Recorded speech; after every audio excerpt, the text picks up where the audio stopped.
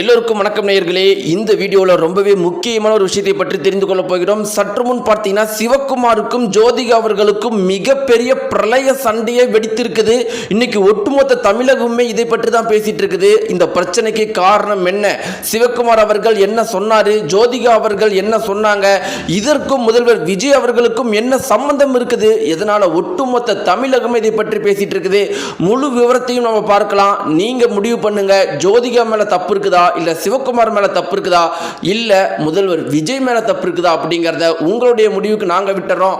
வாங்க நேயர்களே, வீடியோக்குள்ள போலாம். நீங்க நம்முடைய சேனலுக்கு புதியவரா இருந்தா மறக்காம சப்ஸ்கிரைப் பண்ணுங்க. நேயர்களே, இன்னைக்கு தமிழகத்தில் முதலமைச்சர் விஜய் அவர்கள் ரொம்பவே அருமையாக செம்மையாக ஆண்டுட்டு வராரு அப்படிங்கிறதுல எந்த ஒரு மாற்று கருத்துமே கிடையாது. இது வரைக்கும் எம்ஜிஆர் என்டிஆர் பண்ணாத சாதனையை நம்முடைய முதல்வர் விஜய் அவர்கள் பண்ணியிருக்கிறாரு. இவருடைய சாதனையை குறித்து இன்னைக்கு ஒட்டுமொத்த இந்தியாவும் பேசிட்டு இருக்கிறாங்க. ஒவ்வொரு ரிசர்ச்சர்ஸுமே முதல்வர் விஜய் அவர்கள் எப்படி வெற்றி பெற்றாரு, அவர் என்ன சீக்கிரட்டை பயன்படுத்தினாரு, எப்படி 2 வருஷத்தில் ஆரம்பித்த கட்சி ஒரு ஆட்சியை பிடிக்க முடியும், இதெல்லாம் எப்படி சாத்தியமானுச்சு அப்படின்னு ரிசர்ச்சர்ஸ்லாம் ஒரு பக்கம் ஆராய்ச்சி பண்ணிட்டு இருக்கிறாங்க. ஆனா இன்னொரு பக்கம் பார்த்தீங்கன்னா தளபதி விஜய் அவர்கள் அவருடைய அடுத்தடுத்த நடவடிக்கை பல ஸ்கீம்ஸ் போட்டு மாஸ்க் காட்டிட்டு இருக்காரு. எல்லாத்துக்கும் மேல 2 மாசத்துல ஊழலை ஒழித்திருக்கிறாரு. 30, 40, 50 வருட காலமா இந்தியாவில் இருக்கிற அனைத்து மாநிலங்களும் ஊழலை ஒழிக்கிறதுக்கு எவ்வளவோ முயற்சி பண்ணியிருக்கிறாங்க. இதுவரைக்கும் நம்முடைய தமிழகத்தில் முதல்வன் 1, முதல்வர் 2, இந்தியன் 1, இந்தியன் 2 அப்படின்னு பல படங்கள் இந்த ஊழலை ஒழிக்கிறதுக்காகவே வந்திருக்குது. ஆனால் அப்படி இருந்தாலும் இந்த 60 வருஷ காலத்தில் நம்முடைய தமிழகத்தில் ஊழலை ஒழிக்க முடியல. முதல்வர் விஜய் அவர்கள் வந்த 2 மாசத்துல ஊழலை ஒழிச்சு காட்டிட்டாரு. இதை விட ஒரு பெரிய சாதனை யாரால பண்ண முடியும்? அதனால பார்த்தீங்கன்னா இந்த ஒரு சாதனைகளை பற்றி எல்லா பிரபலங்களுமே புகழ்ந்து பேசிட்டு இருக்கிறாங்க. முதல்வர் விஜயை இதற்கு முன்னாடி எதிர்த்தவங்களும் சரி, முதல்வர் விஜய் அவர்களை இதற்கு முன்னாடி ஆதரித்தவங்களும் சரி, எல்லாருமே இன்னைக்கு முதல்வர் விஜய் அவர்களை பாராட்டிட்டு இருக்கிறாங்க. ரொம்ப முக்கியமாக சினிமா பிரபலங்கள், ஒவ்வொரு சினிமா பிரபலங்களுமே இன்னைக்கு முதல்வர் விஜய் அவர்களுடைய திறமையை பாராட்டிட்டு இருக்கிறாங்க. என்னதான் இருந்தாலும் ரீசெண்டாக பார்த்தீங்கன்னா கேரளாவை சேர்ந்த ஒரு மல்லு ஆக்டர் நம்முடைய முதலமைச்சர் விஜய் அவர்களை கிண்டல் பண்ணுற மாதிரி பேசியிருந்தாரு. அவரையும் த்ரிஷாவையும் வச்சு அது இப்போ ரொம்பவே பரபரப்பாக போயிட்டு இருக்கு. இதெல்லாம் ஒரு பக்கம் இருந்தாலும் நம்முடைய தமிழகத்தை பொறுத்த வரைக்கும் அனைத்து பிரபலங்களுமே முதலமைச்சர் விஜய் அவர்களை, சினிமா பிரபலங்கள் அனைவருமே முதலமைச்சர் விஜய் அவர்களை அவருடைய சாதனையை புகழ்ந்து பேசிட்டு இருக்கிறாங்க.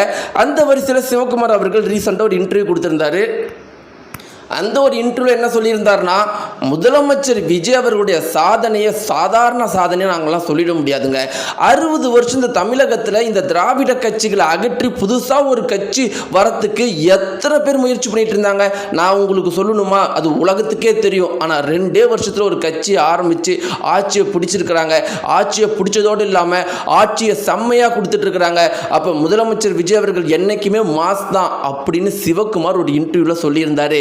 இது எங்க பிரச்சனையை வெடிச்சோ இல்லையோ, சிவகுமார் அவர்களுடைய குடும்பத்தில் மிக பெரும் அளவுக்கு பிரச்சனையை வெடிச்சிருக்கிறதா சொல்லப்படுது. அதாவது ஜோதிகா மற்றும் சூர்யாவும் நம்முடைய தளபதி விஜய் அவர்களும் போட்டியா எல்லாராலுமே பேசப்பட்டு வந்துட்டு இருந்தாங்க. சூர்யாவுடைய மனைவி ஜோதிகா அவர்களுக்கு சிவகுமார் அவர்கள் இப்படி விஜய் அவர்களை புகழ்ந்து பேசுறது ஒரு மிக பெரும் அளவுக்கு கருக்கு அப்படிங்கிற மாதிரி இருந்துச்சா.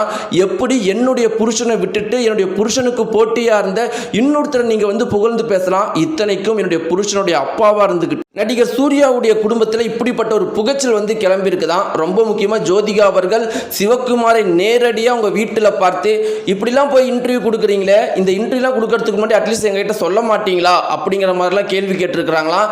அட்லீஸ்ட் பாராட்டினதையும் சரி, அதுக்குன்னு இவ்வளோவா பாராட்டணும் அப்படிங்கிற மாதிரி ஜோதிகா அவர்கள் கேட்கவும், சிவகுமார் அவர்கள் என்ன சொல்லிட்டாங்கன்னா, ஏமா நீ எனக்கு சொல்லக்கூடாது நான் என்ன பேசணும் என்ன பேசக்கூடாதுன்னு, அதற்கான வயசு உங்களுக்கு கிடையாது.